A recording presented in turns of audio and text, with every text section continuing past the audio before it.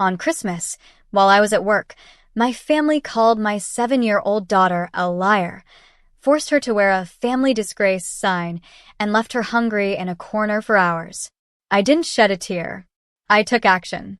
2 days later, their frantic calls flooded my phone. As a cardiologist, holidays and weekends? They're practically myths. Family dinners are as rare as unicorns. But this past Christmas, a miracle happened. A colleague, remembering I'd covered his Thanksgiving shift, decided to return the favor. "Go home," he told me. "You've got a kid. She deserves to see you on Christmas." And just like that, I decided to pull off a surprise. No texts, no heads up. I just showed up at my parents' house. The front door wasn't even locked. I stepped inside, and honestly, it looked like a war zone. The Christmas tree was leaning precariously, like it had just survived an earthquake. Ornaments lay shattered on the floor, food was splattered across the carpet, the tablecloth stained beyond recognition. But there they were, my family, my parents, my sister Bianca, with her husband and son, my brother Logan, his wife and daughter, all of them sitting serenely, eating dessert, laughing, Christmas music playing softly in the background, as if the absolute chaos around them was completely normal, as if everything was perfectly fine. And my daughter, Ruby, she was nowhere. What happened here?" I asked, my voice cutting through their cheerful facade. Silence. My mother flinched. Bianca's fork clattered to the table. They all just stared at me like I was a ghost haunting their perfect Christmas. Finally, Mom spoke, her tone flat, dismissive. "That mess? Your Ruby did that. Go on, take a look." My stomach dropped like a stone. "Where is she?" Bianca waved a dismissive hand towards the hallway, like shooing away an annoying fly. "Over there." I walked, my heart pounding, and then I stopped cold. In the corner of the next room, my little girl, 7 years old, standing against the wall, her fancy Christmas dress ripped and dirty, angry red scratches marring her legs. She was crying silently. Just tears. "Ruby," her head shot up. She spun around, saw me, and then she broke. "Mommy." She launched herself at my knees, sobbing uncontrollably. I scooped her up, my arms tightening around her trembling body. "Baby, what happened?" And then I saw it, scrawled across her forehead in thick, black marker. "Liar." And hanging from her neck, a crude cardboard sign.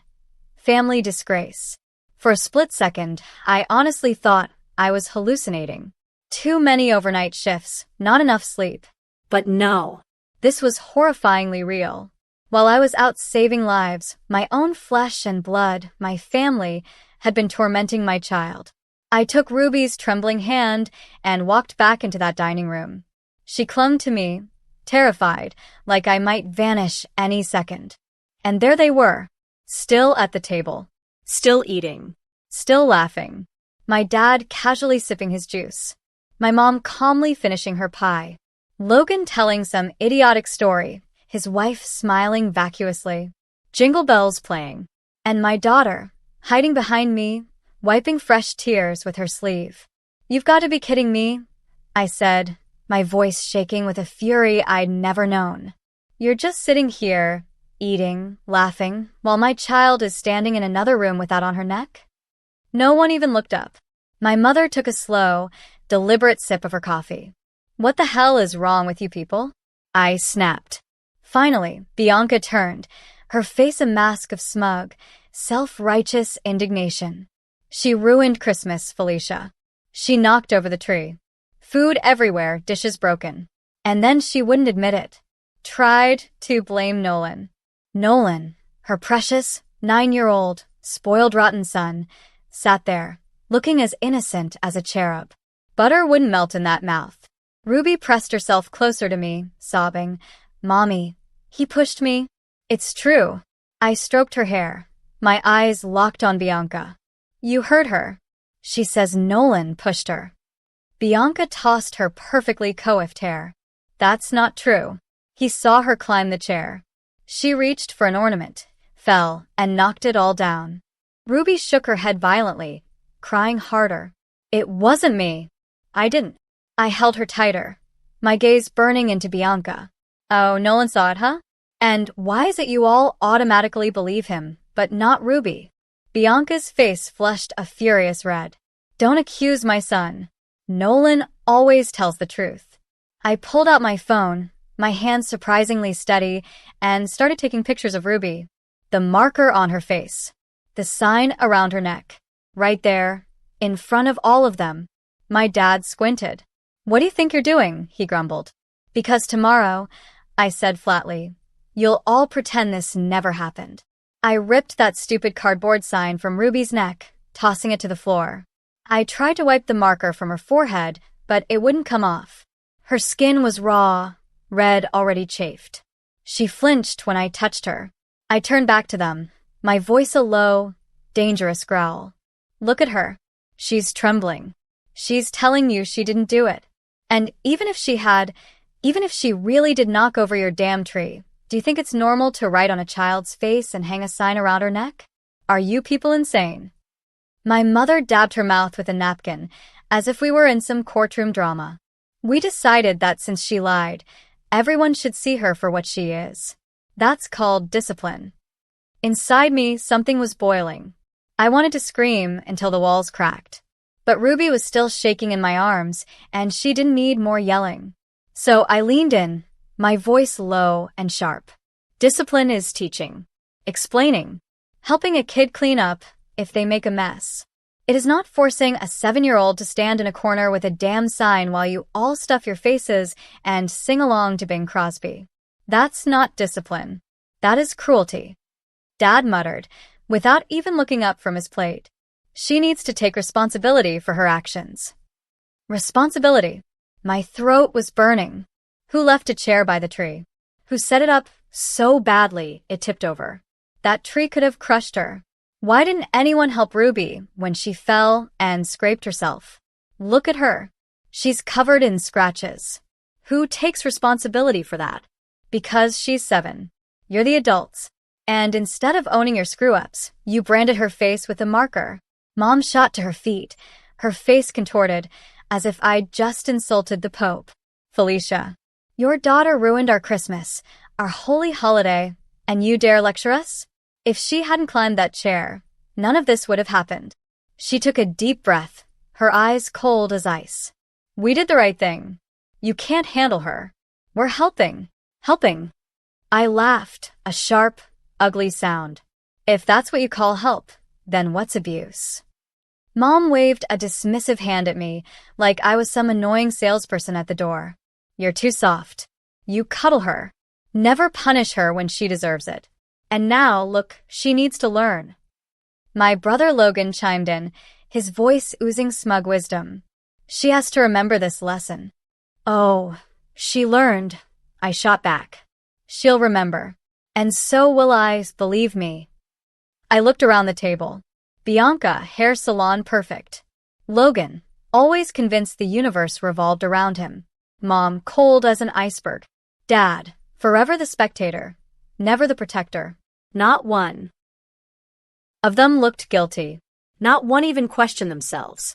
They sat there, certain they were right, as if I was merely interrupting their noble act of discipline. My so-called family, masters of excuses, strangers to compassion. Then Ruby tugged on my hand, her voice a tiny, trembling whisper. Mommy, I'm so hungry. I froze. They hadn't even fed her. They knew she was starving, and they left her standing in a corner with cardboard around her neck. And that was it. Something inside me snapped. Why was I even still talking to them? Explaining? They'd never get it. And I didn't need them to. I didn't need them at all. Sweetheart, I told Ruby, we're going home. You can take her to the kitchen, Mom said with fake generosity. There's still plenty left. I didn't answer.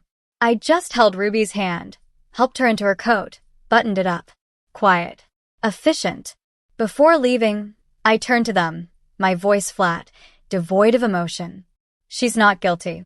But even if she was, you had no right to do this to a child. Ever. And you will remember this night. We stepped out into the biting cold, snow crunching under our feet. Ruby pressed close to me. I lifted her into my arms as we walked to the car. "Mom, I'm hungry," she whispered again. And you know what?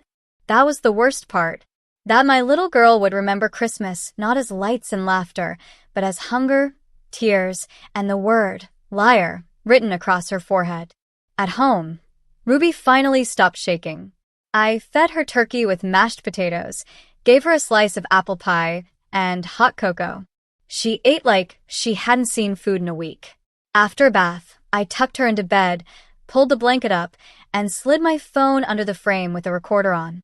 I wanted it all. Photos weren't enough. "Baby," I whispered. "Tell me what happened." Ruby's voice was thin, broken with hiccups and tears. Her eyes were red and swollen. "Nolan said the ornament was crooked. Said I'm small. It'd be easier for me. He'd hold the chair." I climbed up. He was holding it. Then he pushed me in the side. I fell. The tree fell. Everything fell. She broke down again. And he screamed. It was her. She rubbed her eyes with her fists, but the tears just kept coming. They all came running, yelling at me. I was hurting so much. I said Nolan pushed me, but Aunt Bianca said I was a nasty liar. And she hung a sign on me that said I was the shame of the family. Her voice collapsed to a whisper. She covered her face with her hands. And Grandma? She took the marker, started writing on my forehead. I cried. I begged her not to, but she kept writing. Said I had to think about what I'd done. My little girl was trembling, every word jerky, ripped out of her. I pulled her into my arms. I was so scared, Mommy. I wanted to run, but Grandpa and Uncle Logan held me. I thought you weren't coming. Inside, I was burning alive. To make her repeat it, to relive it, that felt cruel. But I had to know. I had to record it. And they were going to regret every second. I kissed her damp cheek and told her, "Sweetheart, none of this is your fault. Do you hear me? Not one bit. What they did, that's their shame, not yours. You're a good girl. You're brave. And I'm never letting anyone treat you like that again.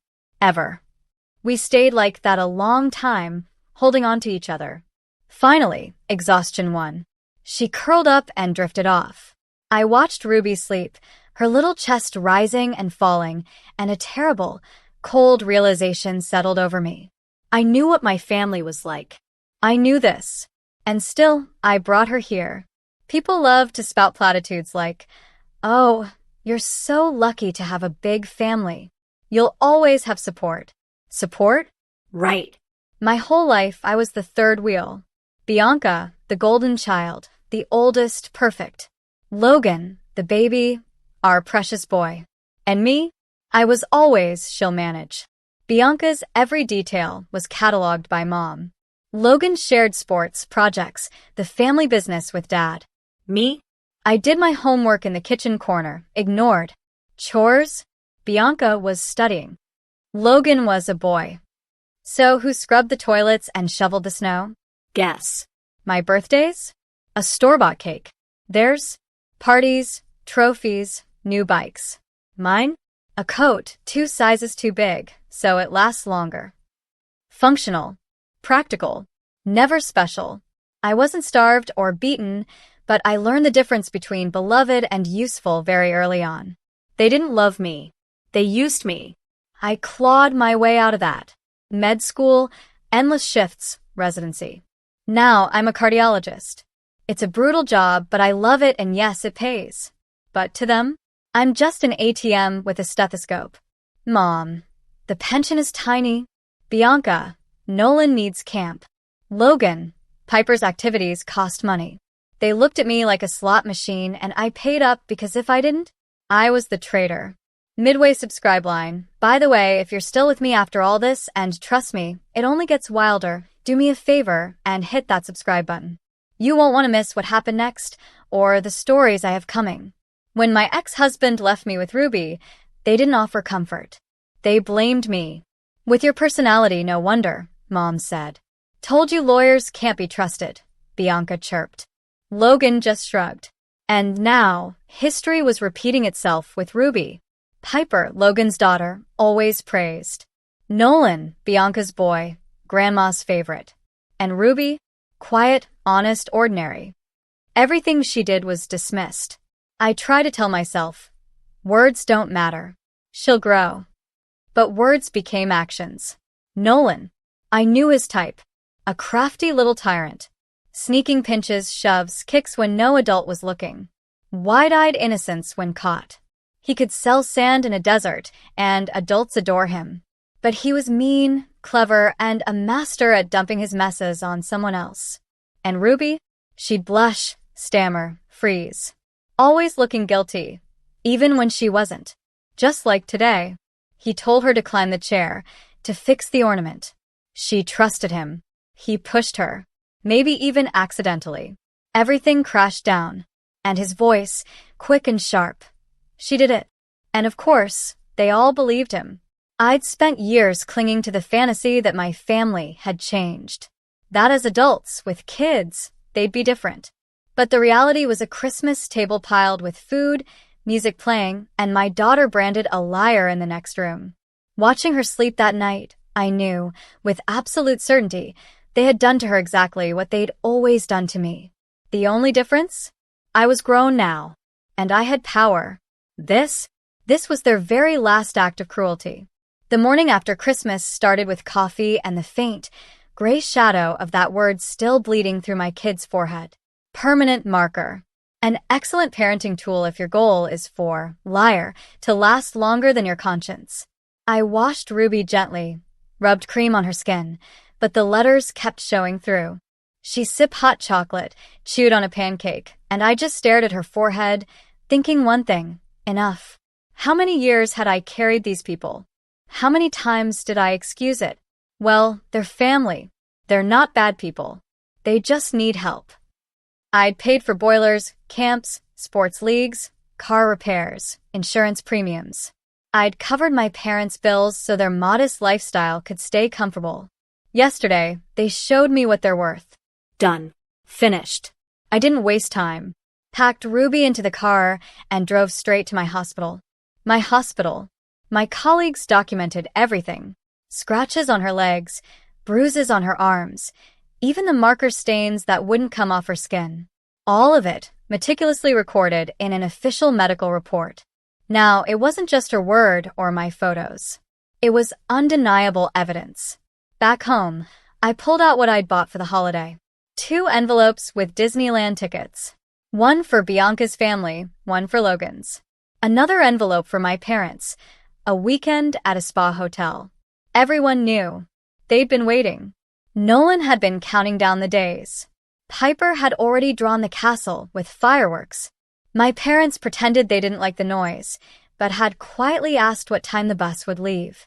I sat at the kitchen table and methodically tore every glossy ticket into thin strips. I put the pieces back into the envelopes, sealed them shut. It was the best gift I'd ever given them, and the most therapeutic. First workday after the holidays, I mailed those confetti-filled envelopes. Then I opened my laptop and handled the rest. I turned off every single automatic transfer to my parents. Extra pension money, medical insurance top-ups, utilities, all those unexpected expenses that somehow happened like clockwork. Faucet closed. Next, Bianca. Nolan was supposed to start his winter camp. A month ago, I'd paid the deposit and the final payment was due now. I called the camp office. The payment won't be coming, I told them. The woman was polite. We'll notify the parents. If they pay, his spot is safe.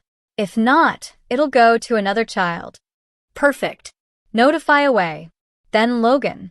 Last week, I'd agreed to cover his car repair so he could get to work. I called the shop. Cancel my payment. Bill the customer directly. They confirmed it was voided. Not my problem anymore. And then the calls started.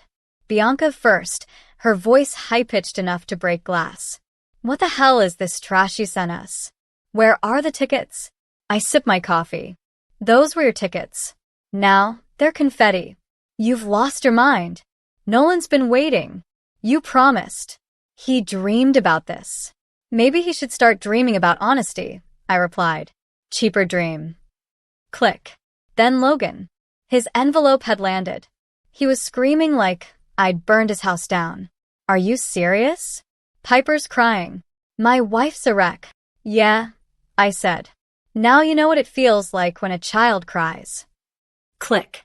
A day later, Bianca, again, this time about the camp. They said your payment was canceled. I need to pay now or Nolan loses his spot. You can't do this. I don't have to, I told her. You're the parent. You pay. I don't have that kind of money, she shrieked. Then find a free playground, I said. They've got swings. Click. Soon after, my parents realized the monthly transfers had stopped. My mother called, her voice cold enough to freeze glass. Where's the money? It was due today. It's not coming. What do you mean it's not coming? You owe your parents. We raised you. You raised an ATM, I retorted. The ATM's closed. Dad chimed in on speaker. You're betraying us. You've always been ungrateful. No, Dad, I said. I've always been your dairy cow. The cow's dry. Logan called, too. His car shop had told him the payment was canceled. You can't be serious. My car's sitting here. How am I supposed to get to work? Bus, I said. At least the bus doesn't run on lies. And you know what's wild? Not a single one of them asked about Ruby. Not one. How is she? Not one. We're sorry. Not even fake remorse. Just outraged that I'd shut off their money supply. Just the same lines. You're cruel. You're abandoning us. We can't survive without you. That's when it clicked. This is who they really are. When I paid, I was support. When I stopped, I became the monster. That night, I turned off my phone and sat beside Ruby. She was drawing on a page. 2 stick figures and a Christmas tree that stood upright. That us? I asked. Us. She nodded. And the tree doesn't fall 'cause nobody pushes me. Fair enough. New rule for my life. Anything that pushes my kid down, I'll make sure it falls on them instead. As for me, I was already building the file. Photos, dates, medical notes, names. This wasn't drama. It was a case file. CPS, police, first workday after the holidays. Not because I doubted, but because I like my footsteps to land loud. First, the sound of tickets ripping. Then, the silence of empty bank accounts. Next, the knock on their doors. After the holidays, I did what needed to be done. First stop, CPS. The caseworker, mid-40s, business casual, no nonsense, listened to me without blinking. Apparently, I wasn't the first parent to show up after a festive family gathering turned into a hazing ritual. I put the photos on her desk, the medical report, a flash drive with Ruby's recorded statement. She nodded. That's enough. This is child abuse. We'll check the households where kids live. A few days later, CPS showed up at Bianca's house and Logan's. I wasn't there, but I can picture it. My family's faces when a government employee calmly told them, "You're now under state supervision. Do this again, you lose custody." To them, I'm the witch. On paper, they're at-risk families. Honestly, I prefer the second label. I knew CPS had been by when the call started. Bianca first, shrill, hysterical. What have you done? CPS came to my house. They're making me take parenting classes. I have a college degree. Why would I need their stupid classes? So, they can explain that you don't write on a child's face or hang cardboard signs on their chest, I told her. Then, Logan yelling like a man on fire. Because of you, CPS came here. My wife's pregnant. Do you get what this means? They're going to monitor us now. Yeah, I said. That's called accountability. Sad it took state oversight for you to learn the word. My parents tag-teamed the call. You've disgraced the family. You aired our dirty laundry. The neighbors think we're monsters now. No, I said. You disgraced yourselves. I just stopped covering for you. Then came the police. I filed a report. Because CPS supervision is one thing. Criminal charges are another. I laid it all out. Who held Ruby's arms? Who hung the sign? Who wrote on her forehead? And yes, it matters. When a child whispers, shaking, Grandma wrote, Auntie hung it. Grandpa held me. Uncle held me. That's not a family quarrel. That's assault on a minor. I wasn't there for their interrogations, so I don't know what excuses they tried, but I know the outcome because they called me. First, my mother, voice trembling with rage. What are you doing to us? They dragged us into the station, questioned us like criminals. We're branded now. I said, calm as ice, I just told them about your parenting style. Shocker. Turns out it's illegal. Bianca next, practically screeching. They fine me. Where am I supposed to get that kind of money? Not for me, I said. Then Logan, furious. You dragged us into a police case. I have a record now. Do you get it? A record? Yeah, I said. You've got a record. And Ruby had liar on her forehead. Spot the difference. Even my dad weighed in. They fined us $250. Are you happy now? Very, I said. Honestly, cheap price for what you did. Later, I got the paperwork myself. A copy of the police order. Valerie, my mother, and Bianca, $500 fines each, plus mandatory positive parenting and anger management classes. Todd, my dad, and Logan, $250 fines each, plus official warnings for child endangerment. And all of them a permanent record in the system. Not erasable. Not forgotten. They kept calling, leaving voicemails and emails, throwing curses and pity parties. You ruined our reputation. Now everyone knows. Teachers look at us like we're diseased. I answered once. You earned it. Then I stopped responding. One afternoon, I went to pick Ruby up from her art class. Out front, I saw Nolan, holding court with a pack of boys, bragging like he'd just won a trophy. It was epic.